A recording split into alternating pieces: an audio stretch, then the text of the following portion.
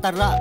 Paspas na kayo karon dagan sa orasan, di na mabalik ang atong mga naagian. Kung ikaw nga nakaamgo sa bati nga kagahapon, ayaw o sikikay di na mabalik panahon. Dinatang ang mga batang magsayang pagpanahon, kay mo abot ang oras nga ato ang lawas ibutang na sa kahon. Mitras karon nagasiga pa ang atong mata, ug di ka nga muliho kung sa pamay pulo sa imong pagmata. Ayaw pa anod sa problema kay di na mao ang kaluwasan. Kay kung unsa atong nasudlan na agyo ni kagawasan, di na angay makiglalis, dapat na ay limitado. Palabdang pagsabot bisag dili ta edukado.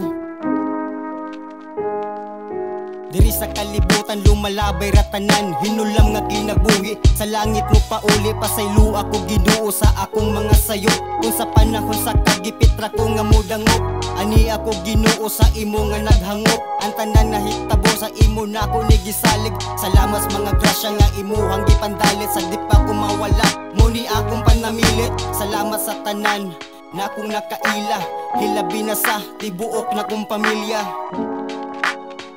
Hilabi na sa tibuok na kong pamilya.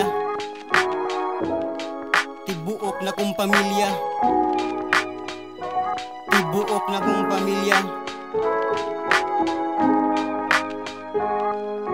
Naay usahay nga, nawala gusto nga. Gianod sa balod pero ako nagpatanga. Salamat sa suod nga sa ako akay niagak. Bisan sa akong pagsaka kadaghang natagak, wako magpadala sa mga pagsuway. Daghan pa kaayo gustong maabot, una ko mo pahuway. Karon ragid nga makaanggo kong asa padulong, kay sa una nawad-an jugog paglaaw mog hapit ng malulong. Dagag oras nga nasayang pero ngano katutanan dapat bagyong maagian. Kung kahibalo na ta sa sakto ngano man nga masayo pa man, tagaan sa tagasakit usa pa matagamtaman. Diha ka nga makaamgo sa sakto kung ikaw kay masayop. Segundo gadagan ug ikaw ang gigukod, mao nga diri sa kalibutan pirmi lang jud og palag.